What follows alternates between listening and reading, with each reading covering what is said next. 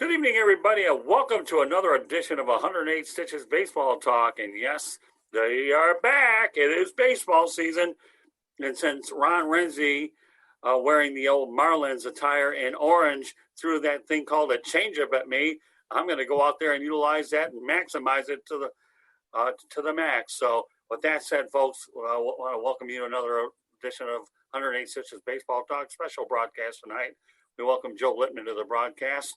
Ron and Joe are known for their participation in the South Florida Tribune podcast, but not tonight. And a guy who's a regular on 108 Stitches Baseball Talk is Rick Curti. Welcome back, Rick. Hey, Scott. Hey, guys. How are you? Doing all right. Well, guess what? Miami Marlins have opening day on Thursday, so we're going to talk about baseball and the history of the Miami Marlins. And let me tell you, this is a history with the Marlins that dates far back than most people realize beyond the Major League Baseball aspect of it. I can tell you right now a great, proud history that I'm really happy to talk about is a fellow by the name of Sonny Hirsch. And now I know that for you local guys, Ron, and especially Joe Littman, Sonny Hirsch used to be the general manager of the Miami Marlins when they played at the old Miami Stadium. And for those people in Southern Florida who want to know more about Sonny Hirsch, consider the fact that he's a voice of the Miami Hurricanes as well, and he did official scorekeeping for the Florida Marlins. So, let's talk about the good old days, Joe. What are some of your thoughts about Sonny Hirsch? Well, I don't really remember Sonny Hirsch for the Marlins. To me, when you say Sonny Hirsch, it's the Hurricane broadcast. Until you told me earlier today that he had anything to do with the Marlins, I wouldn't have known that. But I do remember him fondly for the Hurricane, being the voice of the Hurricanes. Well, just so people realize how important he is with the Marlins, he has a plaque in the Marlins Park press box, and those people that have ever been in that press box will realize that Sonny Hirsch is a byproduct of what the Marlins are all about. And he also has a street named after him as well down by the Orange Bowl. So, people realize in Southern Florida that he's an iconic broadcaster in these parts. And, he represented baseball. I can tell you lots of great stories I had with Sonny when I would go down to the Miami Stadium.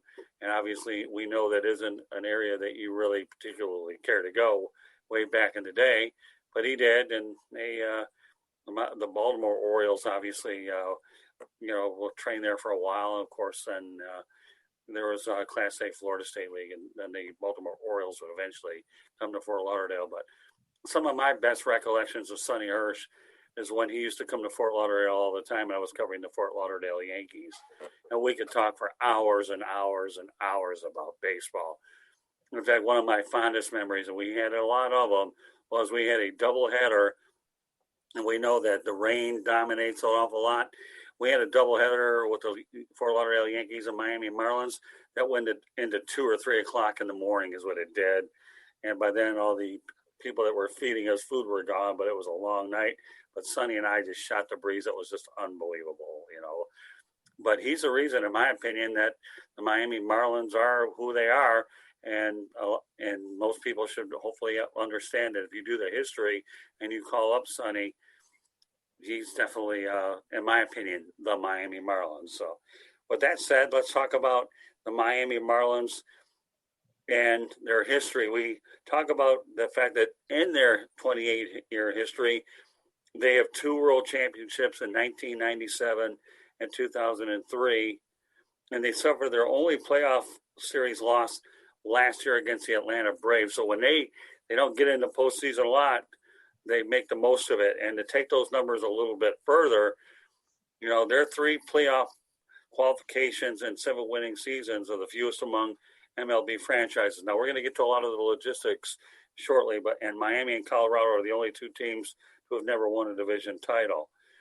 So, Joe and Ron, I know we were talking earlier that they've lost an awful lot of games. But when you look at this organization in general, okay, what stands out in your mind, Joe? Well, a couple things. One, it's a roller coaster being a Marlins fan. I mean, back in '97. I mean, they came onto the scene, and within 5 years, they won a world championship. But but before the ink was dry on the pennants, as they were selling the memorabilia, I remember shopping for the memorabilia and hearing that they were doing a fire sale of all the players, and and that's pretty much been my impression of the history is they've never had a lot of money to put together teams, so they would they would capitalize on their young players while they were good and they were cheap, and then as soon as they would get to the point where they were going to get their payday, like Miguel Cabrera, they'd ship them off somewhere else where they were going to get paid, and they would start over again, which as a fan was kind of frustrating because you never got to really see players stick together and play together for a long time. I think if you look at the best 20 players in Marlins history, none of them were with this team for more than 5 or 6 years. You don't see guys stick around for 10, 15 years. Not they don't stick around. You don't see the organization have a history of letting them stick around for that long. So it makes it kind of hard to follow them because you're constantly having to be reintroduced to a new team every few years. Well, when you look at their overall record through 2020, they're 20, 21, and 23, 43 for 463 winning percentage. I mean, and I think, and then of course last year during the shortened season, they were 31 and 29, and they broke a 17-year playoff drought. And this was a team here, they're led by Don Mattingly. We're going to get to Don Mattingly in a moment, but how refreshing was it to see this team in the postseason, Joe? And then Ron, you can even chime in on this one. Well, I mean, it wasn't just refreshing; it was it was surprising, and it kind of came as a big surprise to me. And how well they did at the beginning of until they got the Braves. It was surprising. It was very surprising, but also refreshing. And don't think I forgot about their history and the fact that they hadn't lost a postseason. So once they won that first, I figured, okay, maybe they could do this. And then reality set in, and okay, I guess it's not realistic to think that they're gonna go undefeated in every postseason they get into. But this is a team that definitely took advantage of the change to the wild card, because if it wasn't for the wild card, they wouldn't have had the success that they did. Well, mind you, the only time they've ever made it in the playoffs is through the wild card. That's what I'm saying. So if it wasn't for the wild card, we wouldn't be be looking at them with 2 championships. Yet, amazingly enough, when you think about the history of all these teams, this organization does have 2 world championships, and how many even have 1 or even 2 in their longer history is Renzy. Yeah. Oh, I'm in agreement. I mean, it was last year was very exciting. I mean, I think maybe they overperformed, but I was like Joe. It's like, hey, they're in the playoffs and go all the way, and they were deflated. But I thought they did a fantastic job on the shortened season, the COVID season, if you will. Like Joe said, it was up and down. I remember when the Marlins first were announced, we were getting a team. It was really exciting to have a major league team. I mean, grew up watching the Braves. The Braves were the geographically closest team, and everyone had their favorite. I just followed them. But when the Marlins came out, I mean, you think at one point it was just the Miami Dolphins and then the Miami Heat and then the then Florida Marlins and the Florida Panthers. It kind of exploded. So it's exciting. There's up and downs, but with Derek Jeter and Don Mattingly, there seems to be something there. I'm real excited to hear from the experts, from Rick and Scott, how you see the 2021 season for them, because I'm excited about it. I mean, opening day is a couple days away, and it's exciting. So I'm kind of see if they can kind of sustain what they had last year. If they're a playoff team, I hope they're a playoff team, but I'm going to defer to you guys on that. Well, let's talk about 2020 for a moment. The Miami Marlins were the first ones that had a COVID outbreak. And if you can only imagine what those media availabilities were like, and I got to talk about my incredible technological skills here, okay, or lack thereof. they're the reasons I actually learned how to do pretty efficiently on Zoom anyway, because I had enough practice with these calls where I was actually becoming good at it. And their PR people were so patient with me. God, appreciate every one of them helping me get through the growing pains. But when you think about what they had to go through with the COVID-19, they're the first ones that had the outbreak to begin with. And they're the ones that talked about throwing balls inside of socks and doing all kinds of off-the-wall activity in their hotel rooms. Then the St. Louis Cardinals would proceed to have an outbreak, and then everybody got stuck with the whole thing. But, I mean, the team finished 31-29 last year. They got in the playoffs. They got a taste of it. And when you look at the fact that this spring they were 14-5, normally I don't put a lot of stock, Rick Curti, into spring trainings. But for some crazy reason, I'm going to do it this time because they've had some roster turnover this year from where they are before, but some of the constants where you have a lot of veteran players blending in with the younger players. A few that stand out are Corey Dickerson. They picked up Starling Marte, who Don Mattingly thinks the world of. Jesus Aguilar, formerly of the Milwaukee Brewers, had a revival of sorts.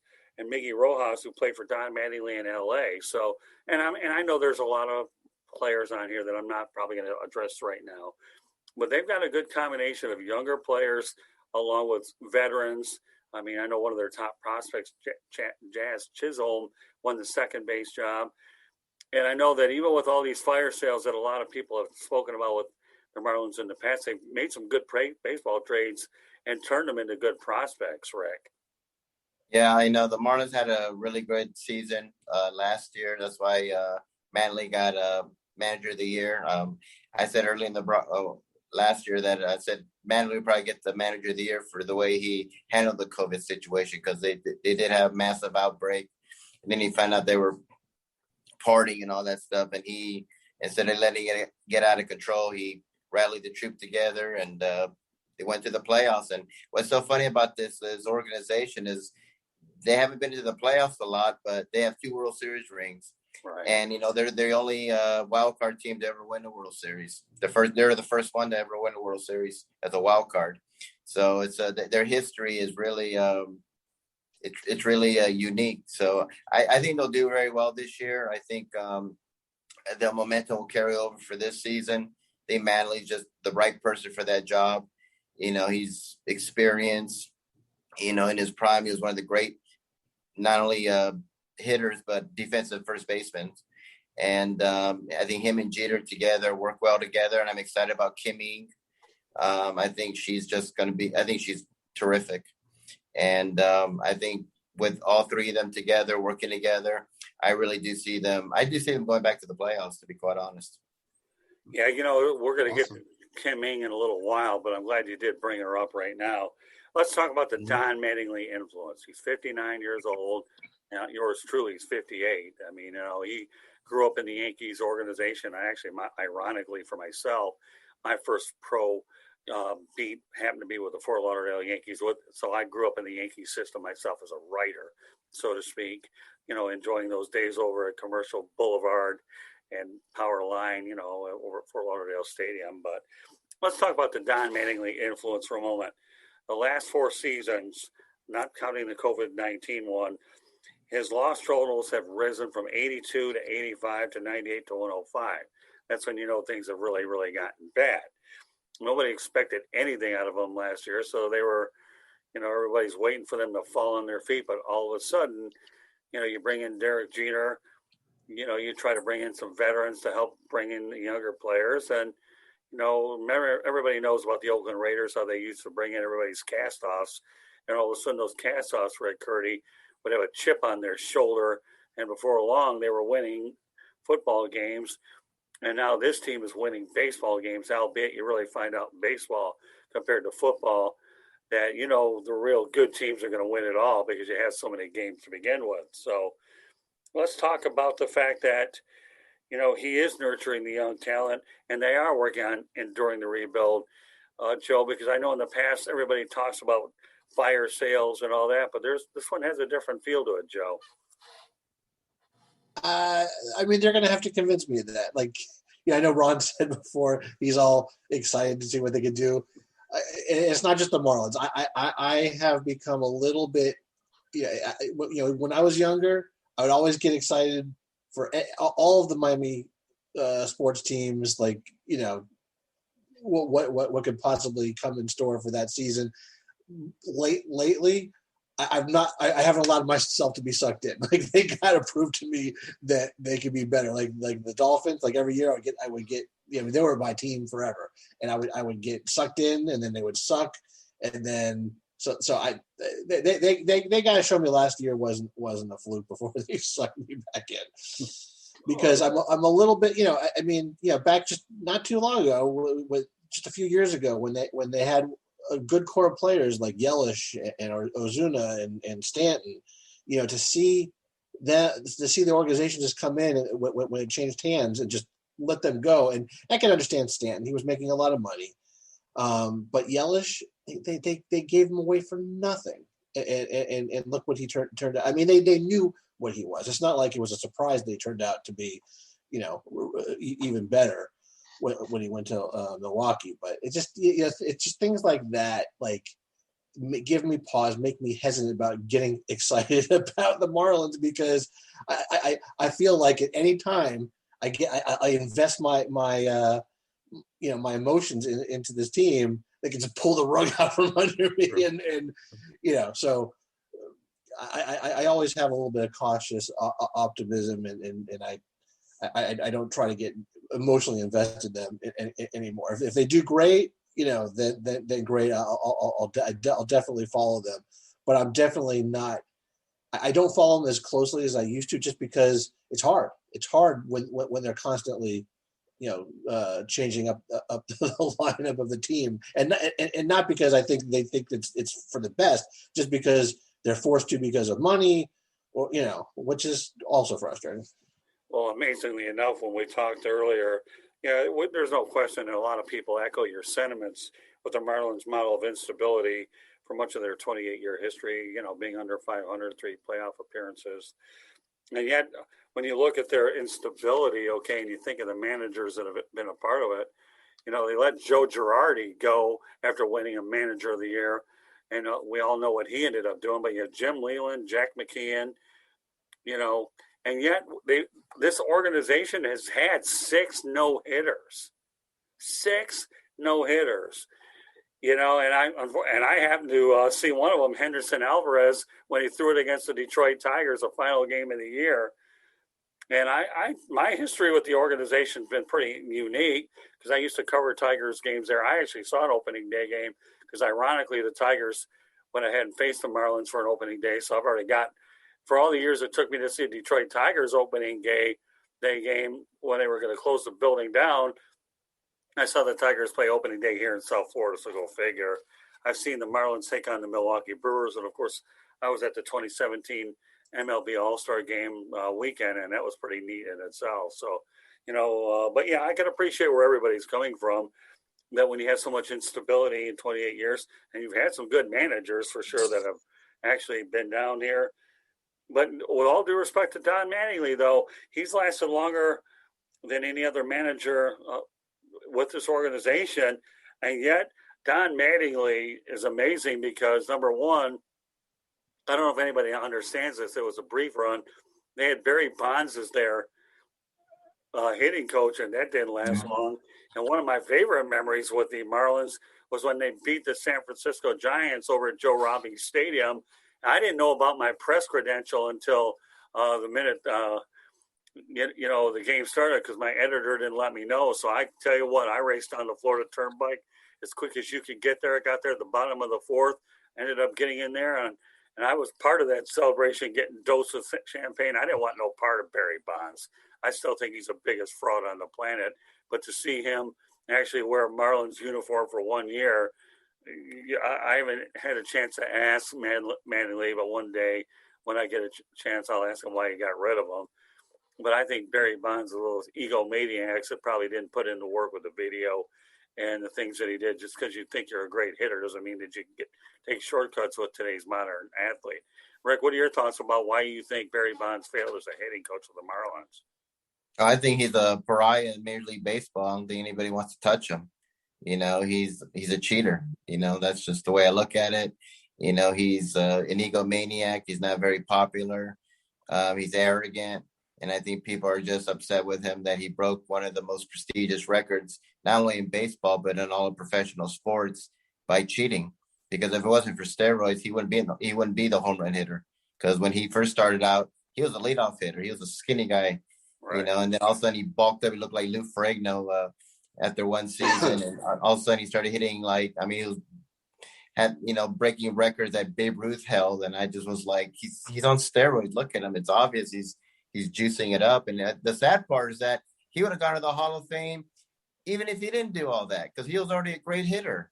Right. But he got so jealous of McGuire, he got so jealous of Sosa during their home run hitting contest, and that's why he started juicing it up. And then all the attention was on him, and then it was just sad to see it because I knew he was cheating. Everybody knew he was cheating. And when they said that he's the first guy to do this since Babe Ruth and the first to do this since Hack Wilson or first one to do this since 1880 something, you're like, he's cheating. So when people say that, everybody did it, it's not true. Not everyone cheated in baseball. And he's the master cheater in all this. So I'm glad they got rid of him. I hated to see him back in baseball. I'm glad Don Manley got rid of him. Yeah, well, again, he's only revered in one place, and that's San Francisco with the Giants. Otherwise, I still don't think he's going to get in the Hall of Fame. I really don't. He won't. He has quite and I can tell you right now, the Veterans Committee or whatever, the new era, they're not going to put him in either. I know a lot of guys that are part of the Baseball Writers Association of America, and right now the sentiment isn't very good there. But again, a lot of this goes back to what you're saying, Joe. There has been no continuity with this team and all in terms of the turnover. They're always rebuilding. They're selling their high-priced players, and it's pretty hard to be able to develop a following when you don't have continuity of over 5 or 10 years. I remember that when you talk about, having a small payroll, well, yeah, I mean, you can only make so much out of what you have and hoping that guys have career years. And then all of a sudden, can they duplicate that and sustain that over a period of time? Yeah. And we talk about trading Christian Yelich, Miguel Cabrera, Giancarlo Stanton. Did anybody realize that Dontrell Willis was a throw-in for the Detroit Tigers when they got Miguel Cabrera, the throw-in, because the Marlins weren't going to pay him, and Dontrell Willis flamed out in Detroit. They gave him every opportunity to get it figured out. But when you have Miguel Cabrera, you deal with it anyways, because Tim Leland tried as hard as he could to get Willis straightened out and wasn't able to do it. So. Yeah, I think Dontrell was already having struggles before that trade even happened. But I mean, it's not.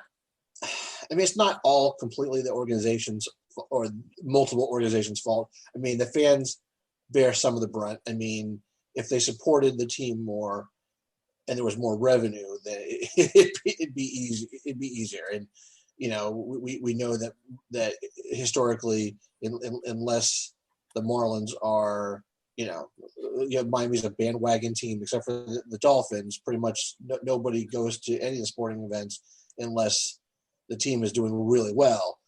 And even then, I mean, yet Hurricanes for years that were winning championships every year, and they can only fill half of the stadium for some games.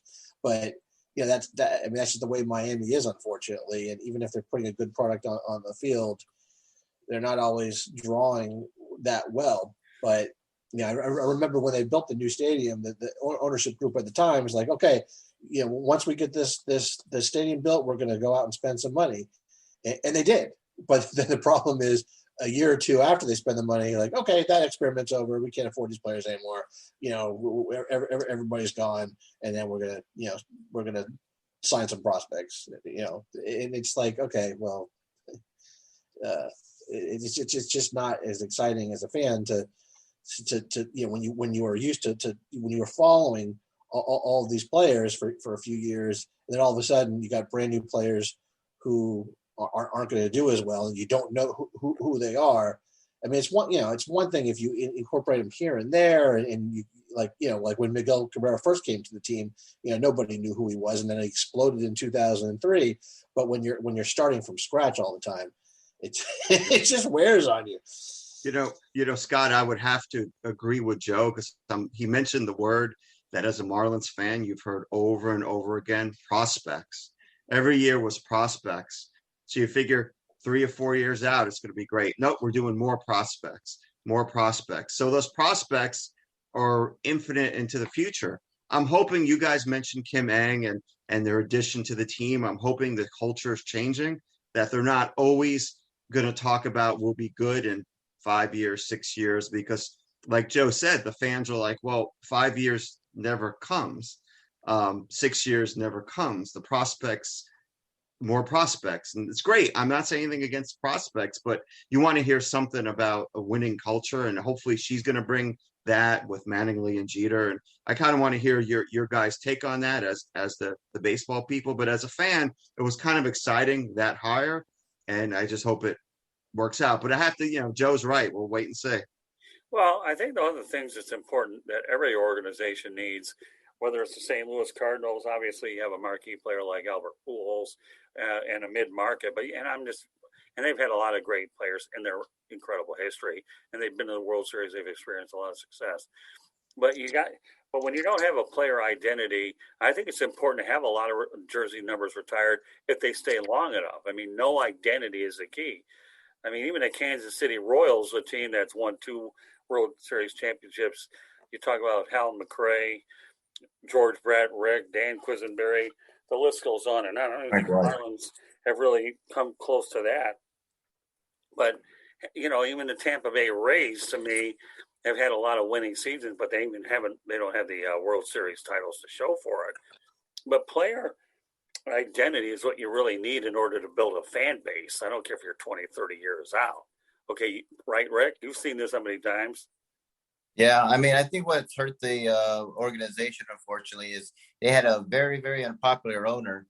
And when he built that stadium, I remember when he got all these great players, and they're like, yeah, we're going to be a really good team. We just need a new stadium. And so the taxpayers had to fork over $600 million for the stadium. As soon as they got that stadium, yeah, we're going to rebuild again. And he got rid of all those good players. And people, I think, are really still upset about that, and I mean, he had an owner there that not only, messed up the Expos franchise, but he kind of messed up the Marlins franchise. So I think a lot of the fans are just kind of like, oh, I like this player. I hope he stays for another couple of years. And I think that's the thing that Derek Jeter has to show people is like, we're not going to get rid of these players. I know a lot of people criticize it for Stan. I think they dodged the bullet with Stan because, I mean, the guy's made out of glass. He can't stay healthy for anything. The guy can't hit for average. He strikes out way too much. I could care less if he hits a home run 500-600 feet. I mean, who cares? And so, and they paid him. He was way overpaid. I mean, just way overpaid. So I kind of think they dodged the bullet with Stanton. So I like the direction they're going right now. Jeter just has to show the fans, we're not going to do these fire sales. We need to be stable. We're going to have a great organization. Just give us some time. Give us some patience. We got a great manager. We made an historic hire as a GM. Hey, I know all about winning. I was with the Yankees. I got 5 rings. Trust me, okay? But he has to show people we're not going to blow this team up when we get success. And that's the tricky part that he has to do. Well, Wayne Huizenga was the original owner of the Marlins. And I remember when you had Gary Sheffield on that team, and again, the list goes on and on. McGriff. Yeah, I mean, they were loaded. They were loaded. I mean, like Joe said earlier today, the Marlins bought that first championship, right, Joe? Yeah. So no doubt about it. And they got they're one of the few teams that could say that they had. They got what they paid for, and that was a world championship. You had Jim Leland there, who knew how to manage great players. Of course, you saw what he did when he went to Detroit eventually later on. Didn't finish the deal winning a world championship, but he was consistent for a while. But you have Gary Sheffield on that team. You have I think Fred McGriff on that team. And I'm sure I don't think we had Fred McGriff. Oh, you don't? Oh, no, I was thinking of Tampa. Sorry, that's my fault. Oh, I'm sure you probably wish you had him anyways. But I know Gary Sheffield. Name a few other ones, Joe. Let's see. There was Kevin Brown that was their pitcher that they bought. Alex Fernandez. Right. Okay. Levan Hernandez, remember Levan Hernandez, who shut down the Braves in a couple games. Al Leiter. Right. Oh, later. Okay. Let's see who else. Bobby Bonilla was one of their. Bobby Bonilla and Darren Dalton were their big acquisitions. Some of their homegrown players, Luis Castillo, Jeff Conine, Craig Counsell, Edgar Renteria. They had Moises Alou on that team. Good group. It was a good They were loaded. They were loaded. And it was a shame that they let that team go immediately afterwards because with South Florida being a winner, we don't support. And at that point, they could fill in Joe Robbie Stadium, put a lot of people in that place. And when you have the team that they ended up putting it, but Wayne Huizinga, to his credit, brought the team there, but they weren't able to. But then once the team changed hands with Jeffrey Loria, and then it was yet he gets a world championship ring as well. But I have to give. I mean, as much as I don't think Loria did right by the Marlins long term, you got to give him at least credit. He didn't disband that 2003 team after they won. I mean, they were together for 2-3 more years after that, pretty much the way they were. I mean, they couldn't redo it again, but at least they didn't break up the team after 2003. The thing is they got guys like Miguel Cabrera who emerged, and their plan was basically, okay, we'll play Miguel Cabrera as long as he's cheap under his initial rookie contract, but as soon as he gets a payday, goodbye, because we're not going to be the ones that pay you. And then look, he went on to be a perennial all-star with Detroit all these years. Right. Yeah, I mean, again, with all due respect to that 2003 team, Jack McKeon did a really good job with it as well. So he was known for being Trader Jack. Not like you haven't had your fair share of good managers. I think the only one that really could have done well if he would have kept his mouth shut was Ozzie Guillen. Oh yeah. You talk about the debacle down in, what do they call it, Little Havana? Is that the area? When you support Castro, not a good idea. Yeah. Not Miami. You could probably do it anywhere else, but not there. Yeah. Yeah. And you call a reporter a derogatory gay slur. That's also not a good idea. So he was just a hothead, and I hope I was surprised that the White Sox were looking into him as a manager. I said, gosh, I hope not. I mean, the man is just a ticking time bomb. Yeah, yet I always viewed Ozzie Guillen as the Latin version of Billy Martin.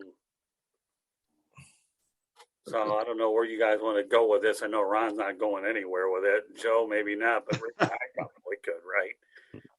I mean, no, Ron's not going anywhere. No, that one. That's for it didn't work out. I mean, I understand why they did it, but like you said, as a hothead said things that were just not going to fly. So they had more to, like the had Bobby. to move on. To me, it's more like the Bobby Knight of baseball. There you go. He's just always angry and always being nasty to the reporters and very arrogant. And it's just like, just shut up. And then he went away like Bobby Knight, very controversial. Yeah. But follow up with what Joe was saying, I think there was a sigh of, was it a cheer or a sigh of relief when Jeffrey Loria sold the team? I don't know, but South Florida was happy. Yeah, but I mean, honestly, it's not like things have changed all that much. I mean, when Jeter's group came in, I thought, okay, cool, like, things maybe will change. But then once I can't get over the Yelich thing. I mean, I agree with Rick on Stanton. He made a ton of money, and that I could understand getting rid of him. I could never understand the Yelich. Yelich didn't make that much money. Like, there was no reason to trade him for nothing. They traded him for nothing.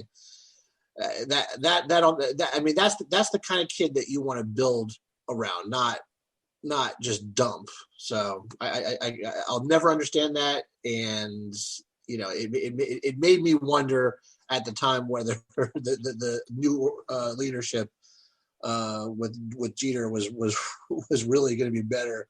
But hey, look, I'm willing to give him a chance. I'm not going to get sucked in. Like I said, I'm not going to get sucked in. I'm not going to invest my emotions, but I'll be happy to be proved wrong if they put together a winning team that can stay together and compete year after year. Well, amazingly enough, to expound upon what Rick was talking about, Jeter, to be able to get the New York Yankees to take Stanton off his hand, that was a pretty big coup in its own self, right, Rick? Because let's face it, he knew that they had the bankroll to do it. And, whatever you could get for him, at least to take the money off the books. And it was going to take more than Giancarlo Stanton just to go ahead and put bodies in that place. Yeah. They got the money. There's no salary cap in baseball. Right. Yankees are loaded. They got their own network. And people want to play in New York, Broadway and all that stuff. And, I'm not really surprised that Stan's not really doing that well. He's, like I said, he's like Dave Kingman. He hits a whole bunch of bombs. He can't hit for average. He can't play defense.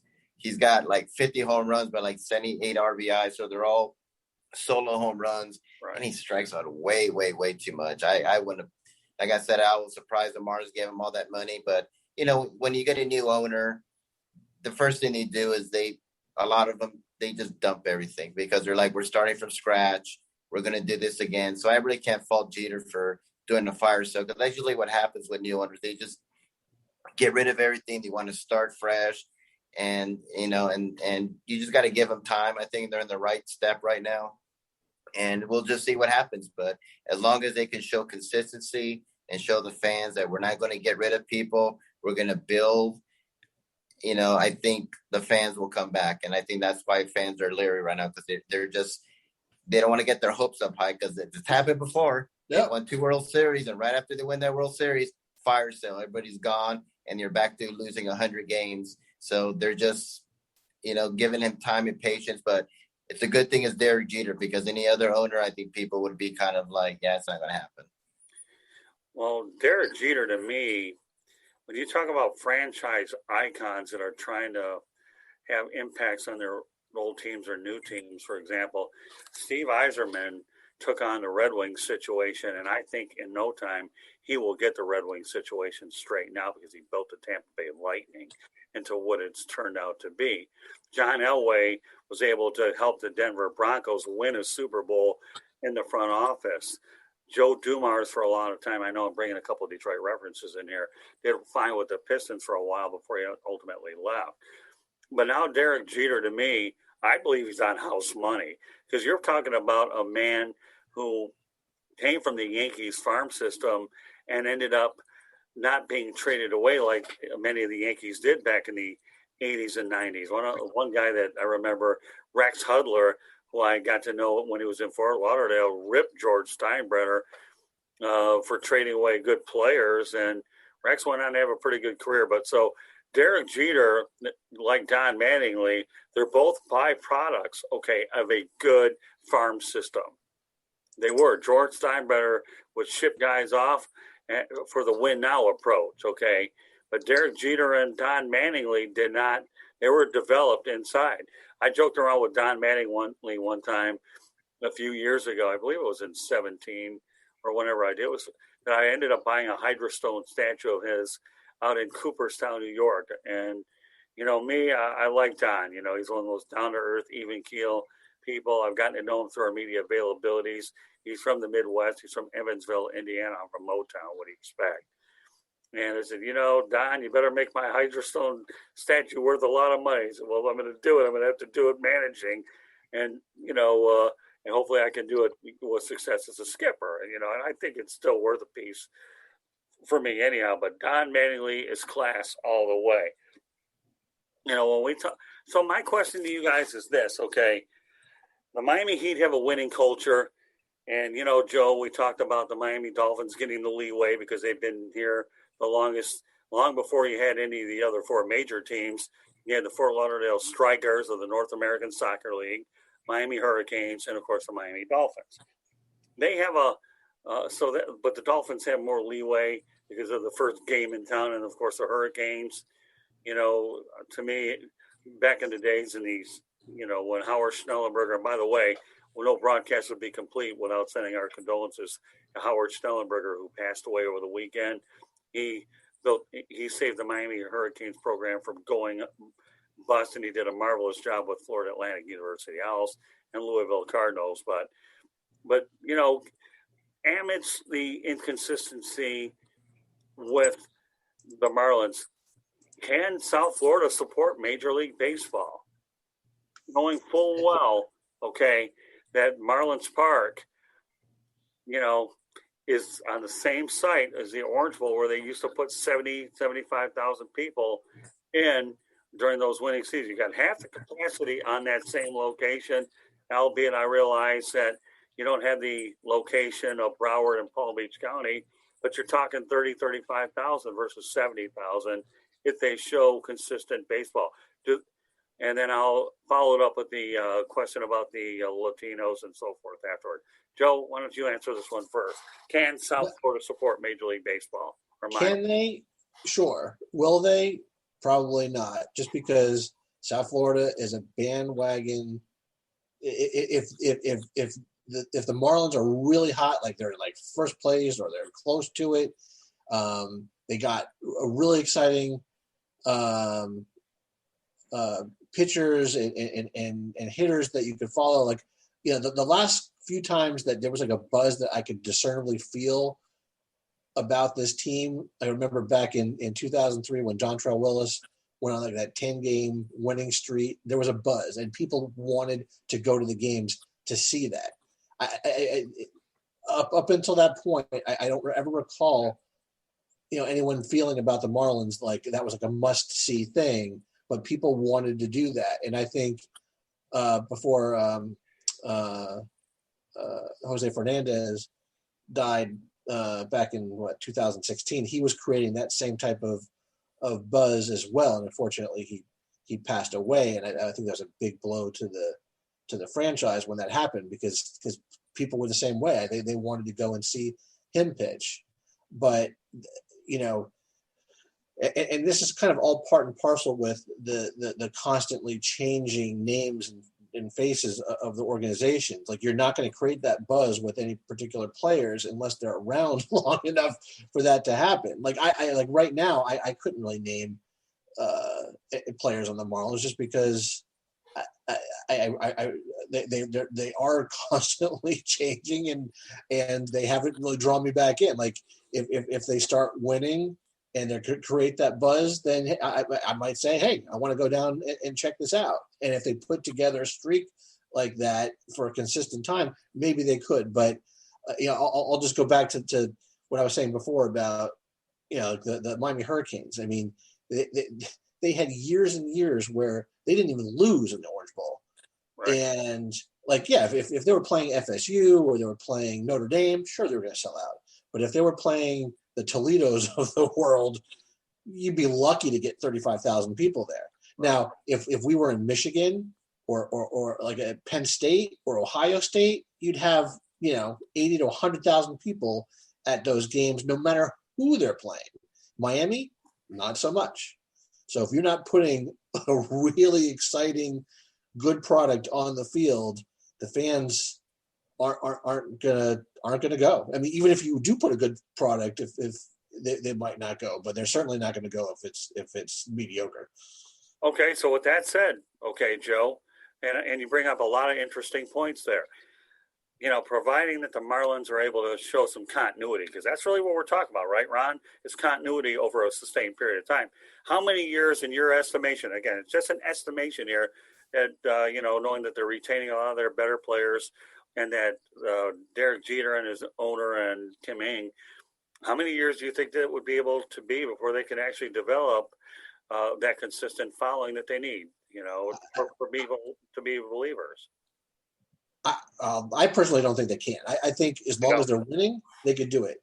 I don't think they'll ever be the Dolphins where they could have some off years and still draw a sellout. I don't think they'll ever happen with the Marlins. I just don't think baseball in this town will ever be able to do that. I think the Heat to some degree have been able to do that.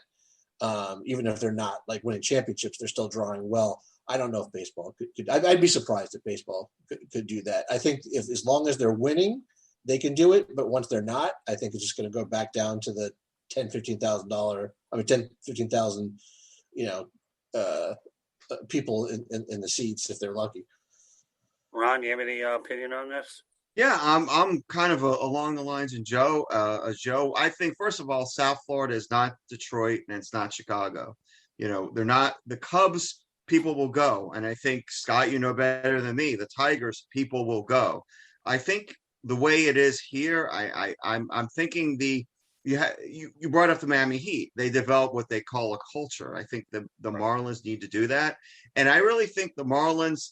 And I know it's not any one player that makes a team, but I think the Marlins need a Dwayne Wade or the Marlins need a Dan Marino. They need somebody that kids want to buy that jersey and go see that guy, whoever that guy is, whether it could be a pitcher or it could be hitting. It doesn't really matter. I think Jose Fernandez was almost the Marlins Dwayne Wade before, unfortunately, he passed away. And I think they need that. And maybe hopefully this new group will establish that culture. I think it could happen, but you want to be excited about the team, especially you want kids to be excited about the team.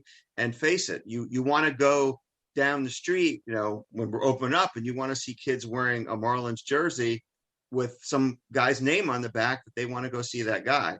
And we're not there yet. I hope they're there soon, but I think once they get that and they get kind of like, I want to go see this player, I think it's going to be a little tough. Or the team, it could be a series of players. It could be, they could have their own big three like the Heat did.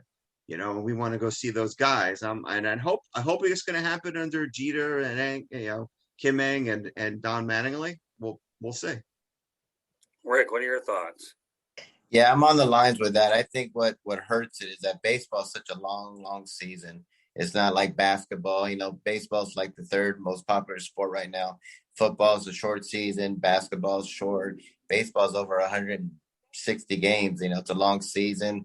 I think you need to have a franchise player. I totally agree. You need to have like a Dwayne Wade, a Dan Marino, a Deion Sanders. You got to have that guy there. Stan was the closest, when he was hitting all those home runs.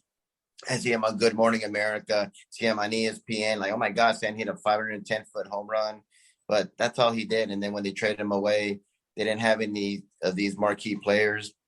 I think Florida is a lot like Los Angeles. It's a lot to do. There's beaches there. There's nightclubs.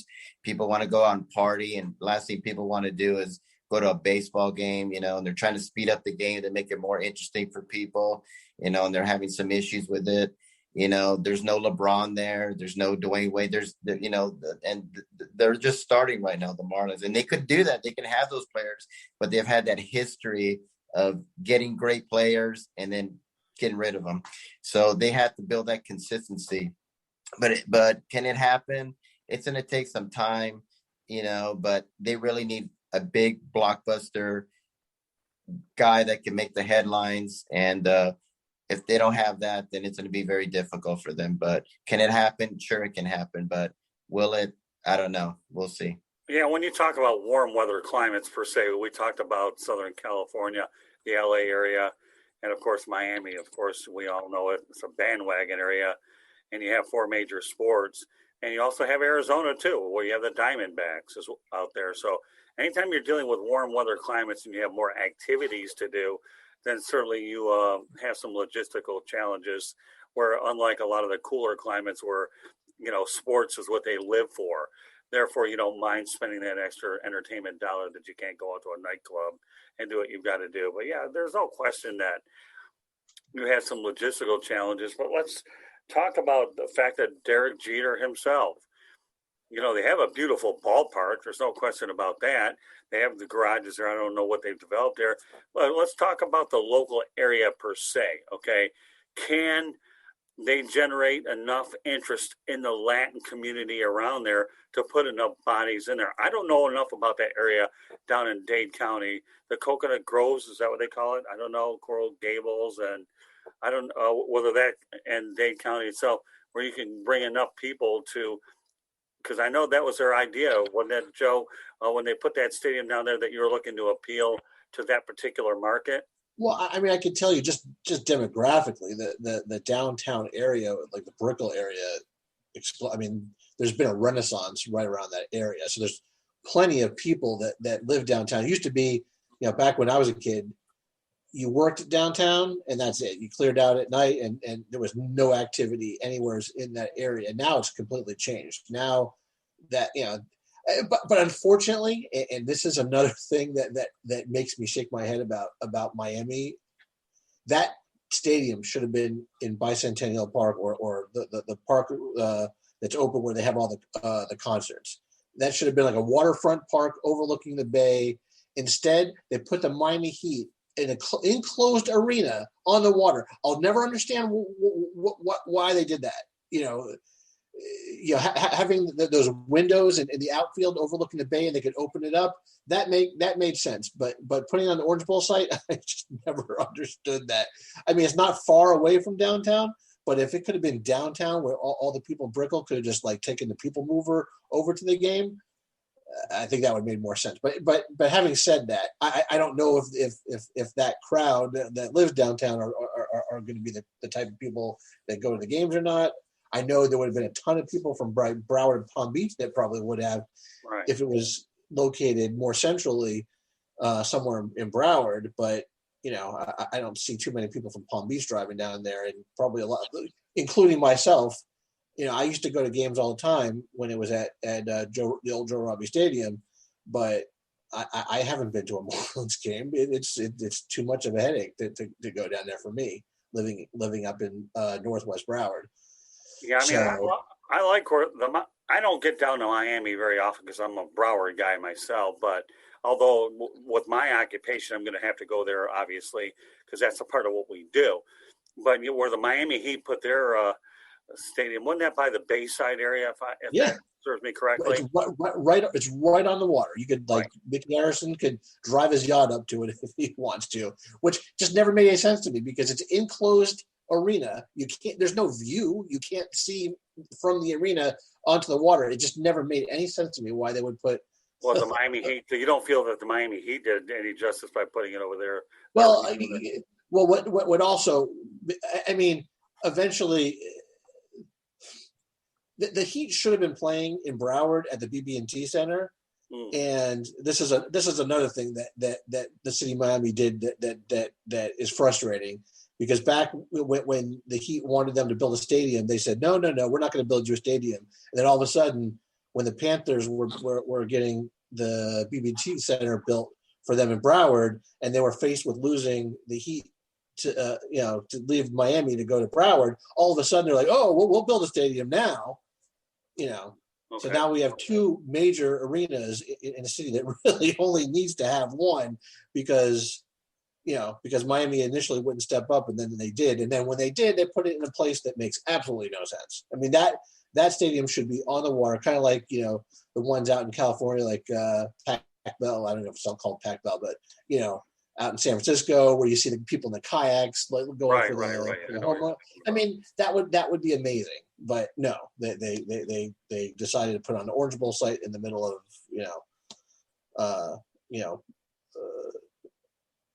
well, it's not far away from downtown, but I think it would have been better located.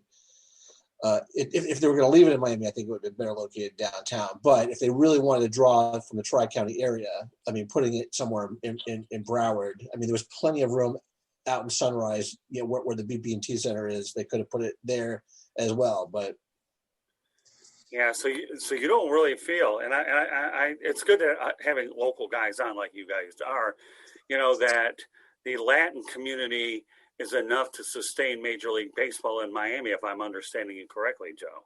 Well, we've had that experiment since 1997, and it hasn't really worked. So I don't know what more we could, I don't know how much more time that we could give it to prove itself out. I mean. Well, but the thing is, Joe, you're right. You've had a long time, but the performance on the field certainly hasn't warranted people to be convinced, because you've certainly echoed your sentiments all night here that their performance and the record speak for itself. Now, again, the key is sustainable success, whether under normal circumstances, well, you can do it. Again, there's a lot of TBDs out there. I get that. You know what I mean? I know that from what I understand that the Orange Bowl site was, they got the land pretty reasonable to knock down an aging facility, and they're trying to, obviously work around that area. And so it's a proven area where they redevelop. Ron, you want to add anything to that? Yeah, I just want to add, because I've been to Marlins Park, and to see games. I like being in Marlins Park. It's a beautiful facility. I don't like going to and fro Marlins Park. Right. It's a hassle to get in and out, and the way the garages are beautiful, the stadium is beautiful. I like watching baseball games there. It's the traveling. Now, is it just because the Dade versus Broward situation? And yes, I know they built it on the historic Orange Bowl site. It's just a hassle. Now, kind of like we were going with Detroit and Chicago. If it's been there 50 years, people's like, it's been there 50, 60 years. This is where we go. But when you're building something new, you kind of want to put it in a place that serves the community as it is when you build it. It's a beautiful stadium, but it's just not easy to get to. Now, even if you're living in that area, which is it's a Hispanic area, and a lot was that part of the reason? Was because it was the Orange Bowl? I don't know, because South Florida is really a tri-county area. It's Palm Beach, Broward, Miami-Dade. It's really one metropolitan area. So like Joe said, when you're serving one metropolitan area, you kind of have to have a little give and take on where it's going to be. If it was on the water, like Joe said, and when you open the roof and the windows and you're looking at the bay and the ship and the boats, that might be kind of cool. I think people would like that. They don't have that here. But it is good to have a roof. I remember honestly, I don't even know if that would be enough. I mean, people thought that, with the heat and I don't mean the Miami heat, but just like the heat and humidity and the chance of rain for every game, people might not want to go down and drive down to the stadium. But I mean, look at the attendance since they built the new stadium. I mean, right. I think them and Tampa Bay are pretty much like dead last in attendance, and which is pretty sad that Miami, I think, follows Tampa Bay, because Tampa Bay has probably the worst stadium I've ever seen. It looks like a shed. I've been there. It is the absolute worst. And Miami's got nice new, brand new, state of the art. And I mean, really, even though they might not put the best product on the field, the team deserves better than that. So I definitely do blame the fans for not, and I'm among them. I'm guilty too. I'm a bandwagon jumper. I fully admit it. But I mean, part of this comes with the fact that, I wasn't born into watching baseball. Like Ron said, we grew up without baseball here. Right. I mean, Ron's a Braves fan, but probably because they were on TBS, and that was the only team. Right. Other than the Cubs, who were on WGN, that you could actually watch. That's the only way. You weren't following 162 games a year. Same thing with basketball. The only time I ever saw basketball was during the NBA playoffs. After football season ended, and you got to watch that. And hockey, forget about it. I never saw hockey ever, unless it was like the Stanley Cup. So for the longest time, football was the only game in town. And I think that's what makes it so easy for the Dolphins to draw, because people my age or older, that's all we ever knew. So baseball, I mean, I baseball never really got ingrained into me. I kind of feel like the same thing with soccer. I mean, I didn't grow up with soccer. I don't really understand soccer. I'll never get passionate about soccer, even if we get a team that wins the championship. I don't think I could ever really embrace soccer. But so I think there's aspects of that going on here. So people just maybe as the younger generation grows up and they've had baseball all their lives, but maybe things will change here. I just wanted to ask Joe a question. Speaking about the younger generation, he has, kids, and you have softball players. You have a softball players. Does that transmit into watching baseball? No. Okay. No. Okay. My kids no interest in watching any sports whatsoever. Once in a while, my daughter who plays softball will watch a college softball game, but that's about it. All right, so let's. That means something.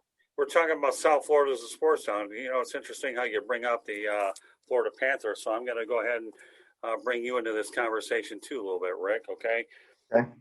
You've got the Florida Panthers. Obviously, I think they can be the next hot ticket in town. If for no other reason, the stadium to me is in an incredible area because again, now everybody talks about the stadium location, and it's safe to say the Marlins Stadium is a great stadium. This wrong area. And, of course, the Tampa Bay Rays have a bad stadium in a bad area. If you've ever driven across the Howard Franklin Bridge, which is horrible anyways. But let's talk about the Florida Panthers for a moment, even though we're talking predominantly about the Miami Marlins, okay? Do you think the Florida Panthers could be a hot ticket as time goes on if they're able to have any stadiums sustained success? Knowing the stadium is great from my standpoint to get to the BB&T Center from my front door is all of 17 minutes. Who wants to start off here? Go ahead, Rick. I mean, I think hockey is a little bit different animal than these others. I mean, hockey, I think, has a core group of fans that are hardcore passionate and will go. I mean, no matter because they want to see hockey. I mean, I have friends who are not foremost Panther fans. They grew up other places. Yeah, they're Blackhawks fans or they're Maple Leaf fans or whatever, but they want to see hockey, and Panthers are their ticket in South Florida to be able to see that, and that hardcore group of fans will go to see it. And I think the only way you're going to get more than those hardcore group of fans to go is obviously if they perform better, they get in the playoffs. I remember, my introduction to hockey was not in South Florida because at the time I went to college up in Boston. So I got spoiled. I got to see every sport. My introduction, and this was in '88 when we first got the Heat in South Florida. So my introduction to hockey was watching the Boston Bruins in Boston. My introduction to baseball really was watching the Red Sox. And I lived right down the street from Fenway Park. I walked there and went to games all the time. At that time, coming back there and soaking up all those experiences from there, I got into the Panthers, and we had that incredible run with the year of the rat and everything. There was that buzz because the Panthers did well in the playoffs. I think that's what it takes. I mean, I think they're going to have to make the playoffs and do well to create a buzz, and they're going to have to stay good to maintain it, because if they don't, I don't think they'll have more. They'll have that hardcore fans, that hardcore core of fans that will routinely go, but I don't think you're going to get a packed house unless they're just year in year out going to have a really good season. And if they're good, if they have a good season, they'll draw. If they don't have a good season, I don't think there'll be a carryover. I think if they drop to a lower level where they're not doing so well, I think you'll see the attendance drop. Well, but I tell you one thing though, Joe, and I've been to a lot of Panther games, even when I was with the Red Wings. This is a hockey town waiting to erupt. It really is, and for a lot of the reasons you stated. You have a lot of transplants that live in the area. Think of how many New York-based teams, right, Rick, that they have. You've got the New Jersey Devils up in that area, the Philadelphia Flyers, the Islanders, the Rangers, and of course the French Canadians. You're going to definitely, and you're only talking about an arena that holds like 18 to 20,000 people in an excellent area. Rick, obviously, that I heard you mention something today that you felt that Charlotte should have gotten a hockey team over Raleigh. What's your take on hockey in South Florida compared to, some of the other sports we talked about? Well, I think hockey is very unusual sport. I think people like hockey because they like the fighting. That has a lot to do with it. It's a rough, tough game. I agree. There is these hardcore, passionate fans that will go to a hockey game. Just like me, I'm a hardcore baseball fan. I'll go see a team that I don't care if they have 100 losses or they have 100 wins. I'm going to go. It's like we have minor league baseball in Charlotte. I go to the minor league baseball games. I go to the independent games because I want to see baseball. And so you got those hardcore fans that do want to see that hockey. And I think Florida is a great place to do that, because it's something new to them. It's different. When I was growing up, we didn't have, hockey was just in Canada, and now you have it in Las Vegas. You got a team in Anaheim. You got a team in Florida. That's, to me, Wayne Gretzky, when he came to Los Angeles and came out of Edmonton, that's when hockey exploded on the West Coast and all over. So I think Florida has a great potential to do it. And, but you have to have that product. They have to be consistently winning. When you live in a state that has beaches and nightclubs and has a lot of stuff to do, it's, people want to go frolic there. And so if you don't have a team like the Miami Heat, everyone was going to Miami Heat games when LeBron was there. They were winning championships and creating this dynasty. And then when he left, it kind of died down a little bit, getting there again, but it died down. You have, fans who will go to see the team who are winning, but when they're not winning, they're not going to go. And that's how Florida is. Charlotte's kind of the same way. We're new to sports. We haven't had the Panthers very long. The Panthers are in the Super Bowl and did great. People loved them. And then when they weren't doing good, not so much. We have a lot of transplants. So it's kind of similar situation we're dealing with here as well. So, but I can see it happening in Florida. Yeah, I think the one intangible factor that we're looking at with the Miami Heat is you've got Pat Riley running the show. And obviously, he brings a tremendous amount of success with his days at the Lakers and so forth. And if Derek Jeter can put together that model as much as he possibly can, then I think you have a really good opportunity to see them. But they've got to do it over a period of time. Again, the Panthers have a lot going for them. The location, of course, certainly will help, and the transplants. But, the Miami Marlins, to me, we'll talk about Derek Jeter, okay, and get into more details. Joe, what are your thoughts about Derek Jeter per se?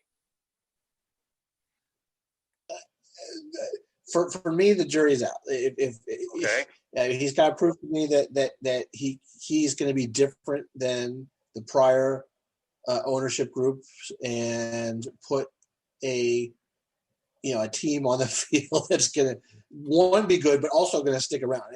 And obviously they have to be good to care if they stick around, but only time is going to tell with that. And I do have to put some of the onus on the fans that they have to support. If they put a good product on the field, and the fans then have to commit to support them. If they don't, then then South Florida doesn't deserve a baseball team. It's just as simple as that.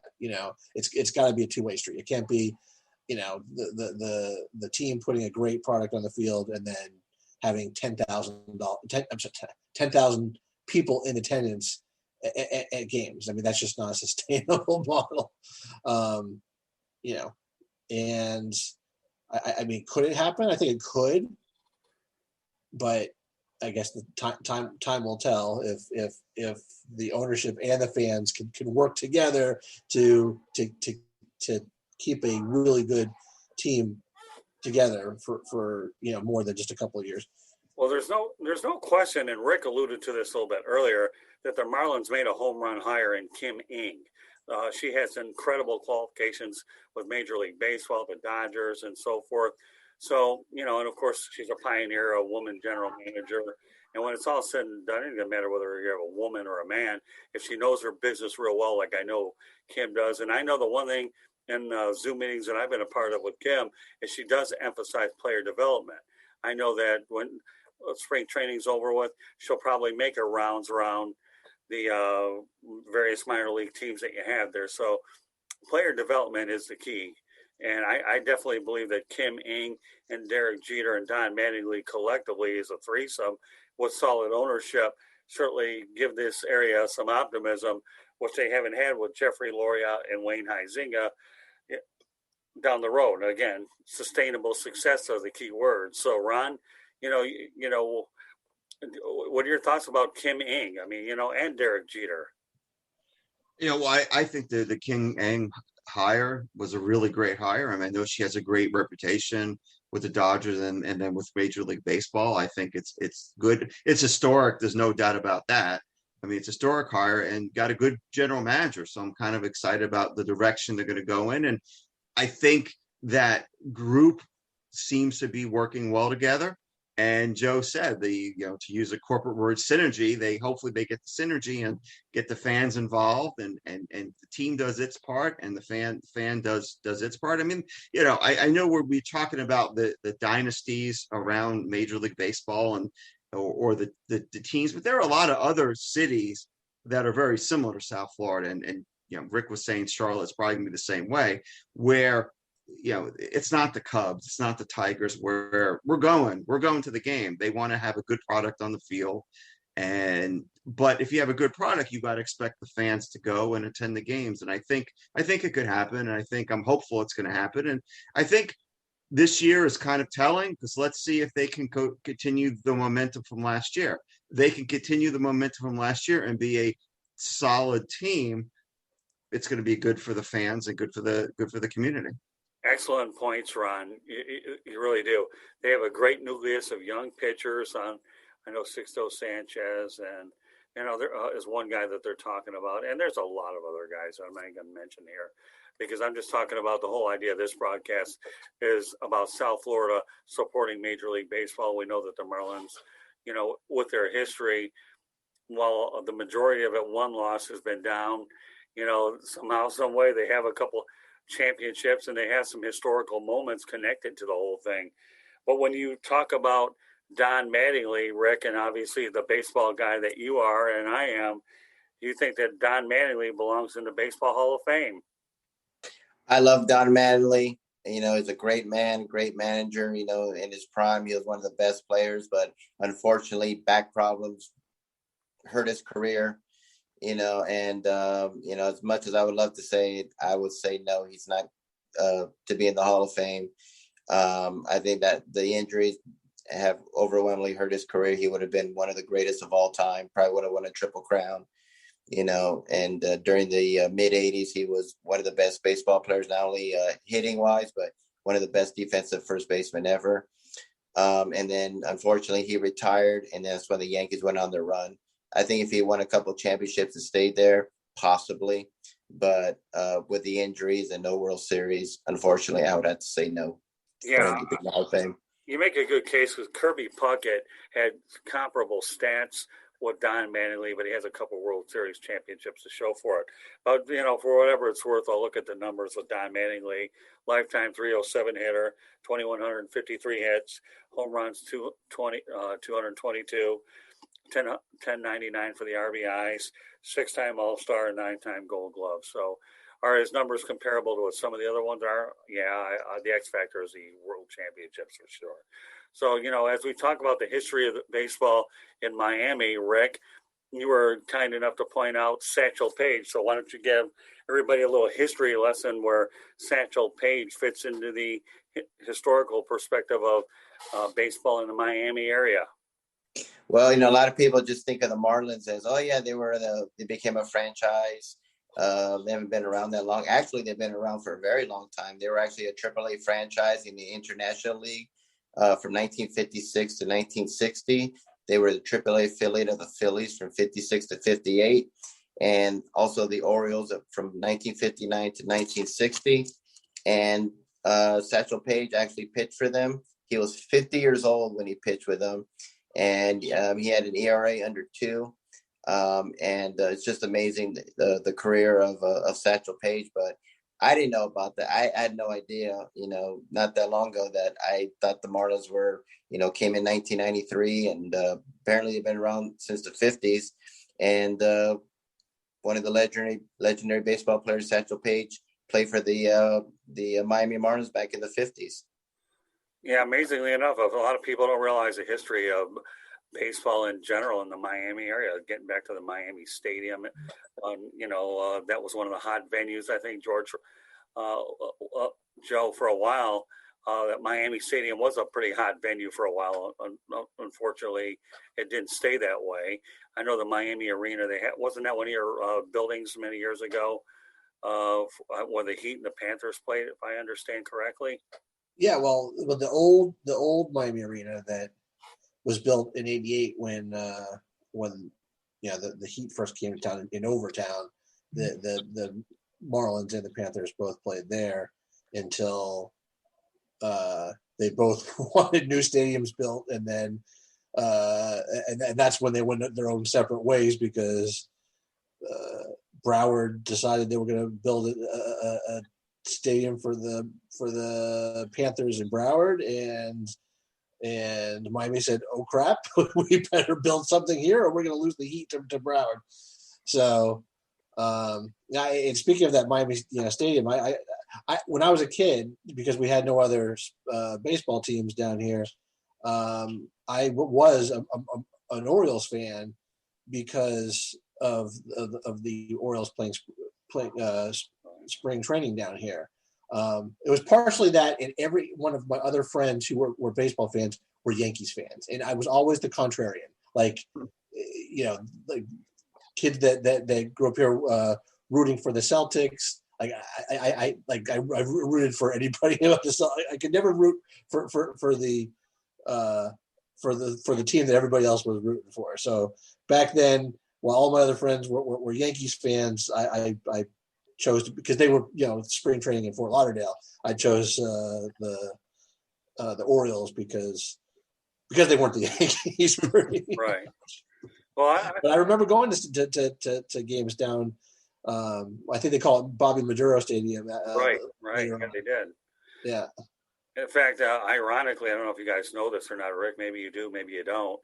But the San Diego Padres had a team there for, I think, a year. Benito Santiago, I believe, played for that Padres team, too, for a while. I don't know if he was on the Marlins, too, wasn't he, Benito Santiago? Yeah, he was, yeah. So there's another little Miami connection as well. So, and again, that goes back to my days with the Fort Lauderdale Yankees. So, I think a lot of people have to realize that the Miami Marlins run a lot deeper than just the current Major League Baseball team. There, in fact, a couple other names that I should point out while we're talking about the Marlins franchise is one of my good friends, Kevin Rand of the Detroit Tigers, used to be with the Fort Lauderdale Yankees. Actually went ahead. Dave Dombrowski's from there, was with them. And a guy by the name of Doug Pett, believe it or not, who used to be the PA announcer for the Fort Lauderdale Yankees, were all part of them. So, those are just some names that I'm dropping out there. When you talk about them, these are names that nobody will probably in their right mind would ever remember. But, my involvement in the area back in the day when Sonny Hirsch did everything he could to keep my baseball active in Miami until they were able to finally get the team here. And that's where this broadcast actually runs full circle, where it started with Sonny Hirsch, and it's probably likely to end there. So, Sonny, wherever you're at, rest in peace. We know that the Miami Marlins bookends here on this broadcast, that you're alive and well, and especially in my eyes, because I knew that Sonny was certainly a great friend. And, again, I have to tell you that we can only hope, pray that the constant theme here is a lot of Miami fans are hoping, Joe, that they can prove you wrong and that they have sustainable success. Unfortunately, that you have a sport where there is no salary cap, where you have haves and have-nots, right, Rick? That it does make it hard to compete at baseball versus with the NFL, where you actually have to spend so much to begin with to go to the ceiling. You don't have that luxury in baseball. So if you're looking for a history lesson, that you definitely have it here. But opening day, the Miami Marlins will take on the Tampa Bay Rays. Ironically, two small markets, in the state of Florida, known for their attendance difficulties. So, you think the Miami Marlins have problems supporting a team that's not winning. The Tampa Bay Rays certainly struggle to support a team that is winning, right, Rick? Yeah, I mean, it's unfortunately where they play at. Not only they have a horrible stadium, but it's in a horrible location. And, we had talked about Miami, they might build their stadium in the wrong area. I mean, poor Tampa Bay, they go to the World Series. And, I remember the first time they went to the World Series, they couldn't sell it out. And I remember that stadium was not built for them. Yeah. That stadium, they got hoodwinked by the Chicago White Sox. Yes. Because I think the Chicago White Sox were using them as a bargaining chip. Like, hey, we'll move to Florida if you don't build us a new stadium. And speaking of which, that's like one of the worst stadiums I've ever like. I think the White Sox stadium was built just before the whole new renaissance of old style baseball stadiums, because you go to that place, it looks like so antiseptic. It's has no charm to it whatsoever. That catwalk gets me. I remember when they hit balls off that catwalk, and I'm like, what are they doing with that catwalk? I had a friend that went to a game there. He said it was like watching a game in a gymnasium. He said it's awful. It looks like an overgrown, like a shed. It looks like a big shed, and I don't know what's like on with, like it's like tilted. Like it's weird. The San Francisco Giants flirted with that area, and so did the White Sox. I can't believe you remember that, Joe. I'm impressed how they flirted. I remember because people were pissed because they sold them a bill of goods. Like, hey, if you build it, we will come. Well, nope. Believe it or not, now that you brought that up, I remember that the location next to Tampa Stadium at the time wanted to build one too, but since St. Petersburg built it first, Tampa said, you really wanted that bad, you can have it. They didn't bother. We all know how that turned out. Exactly. Raymond James Stadium ended up being built there. The Yankees built a new place, and I covered the Cincinnati Reds back then at old Al Lopez Field. So it's amazing how a lot of these things turn. But I guess when you summarize everything, because I've been on enough media availabilities, I love what the Marlins are doing right now in terms of incorporating the veterans in with the younger players. And if they can sustain it over 100, if they can get to the playoffs a couple more years, you might be able to make believers. But I realize right now, those listening to the broadcast realize that, there's a lot of hope in Miami land. You need sustainable success to make a believer out of this area, because I know they've been stung quite a few times. So, so we'll see. Opening day here at Marlins Park is just a matter of days away. So meanwhile, with that said, what a nice broadcast we had. We were able to talk about the Marlins, the history of baseball in South Florida, and I couldn't have three better guys on here. But we talk about the screwballs. Well, we got four of them on tonight. We got Ron, Joe, Rick, and myself. So, you know what, Joe, want to let everybody know how they can get a hold of you. Oh, well, I am an attorney with the Nora Law Group. We are a first party property damage law firm, which means if you have a issue with your insurance company, your homeowner's insurance company not paying for a property damage claim, like a hurricane or water loss or fire, if they're delaying or denying or underpaying your claim, we can help you out. Our number is 954-749-3151, or you can see us on the web at claimshelplawyers.com. All right, Ron, go ahead, take it away. Thank you, Ron Renzy of my firm, another lawyers, Wahlberg and Renzy, PA. We handle appellate practice and commercial litigation throughout the state of Florida. You can reach us at 954-757-1212 or info@wahlberg-renzy.com. Thank you, Scott. You're welcome. For the spirit of the broadcast, I love the virtual backgrounds of Ron and Joe. They definitely came equipped for this broadcast and let people know that's what Marlins Park looks like. One has a dome enclosed, the other one doesn't, so you get to see it from both perspectives. Rick, go ahead. You're the baseball expert, as Ron and Joe would definitely understand. Take it away. Well, I'm not an attorney, but I'll play one on TV. I'm just kidding. My website is www.charlottebats.com. You can sign our petition about bringing Major League Baseball to Charlotte. I'm also on the Facebook at Charlotte MLB, Charlotte Bats Baseball. I'm on Instagram at Charlotte Bats. I'm also on Twitter at Charlotte Bats Baseball. And I'm also on LinkedIn under Rick Curti. And if you have any comments or questions or want to get involved, our email address is cltbatsbaseball@gmail.com. That's cltbatsbaseball@gmail.com. All right, and once again, folks, you're listening to 108 Stitches Baseball Talk. My name is Scott Morganroth, Motor City Madmouth. Glad to be joined tonight by Joe Littman, Ron Renzy, and of course Rick Curti, who's been a regular on the broadcast. I know one of the new twists that we're going to have for this show here is I will be bringing in Scott Kornberg, who is the represents the Jacksonville Jumbo Shrimp. Why am I going to be bringing him on there? We're going to want to have farm reports from the AAA affiliate and the Marlins. So, some different angles that we're going to be doing it this year. We want to try to gear this toward the Miami Marlins. The PR department's great, giving me whatever accessibility I need, and I'm looking forward to getting some games this year. Obviously it's part of what I do anyways. and I intend to get down there as often as I possibly can. So, while we do baseball broadcasts, the focus on 2021 will be to generate some interest in the Miami Marlins. With that said, okay, I am the owner of the South Florida Tribune. We are a multimedia platform. We do a lot of the written content as well as the broadcast. On social media, you can get a hold of us on Twitter at Tribune South. It's at Tribune South. You can reach me on Instagram, South Florida Tribune. You can like the South Florida Tribune page as well. And we encourage you to go ahead and subscribe to the South Florida Tribune YouTube channel. That's where you'll find a lot of our broadcasts on there as well. Rick Curti does a wonderful job helping us promote all of our content on social media. And we can't thank Rick enough for his constant dedication to what we're doing. You want to get a hold of me via email, southfloridatribune@gmail.com gets it done. And you can reach me on LinkedIn, Scott Morganroth. Feel free to send me a request to connect. I'll be more than happy to bring on. So, guys, really enjoyed this broadcast. I'm glad that we spent a lot of time.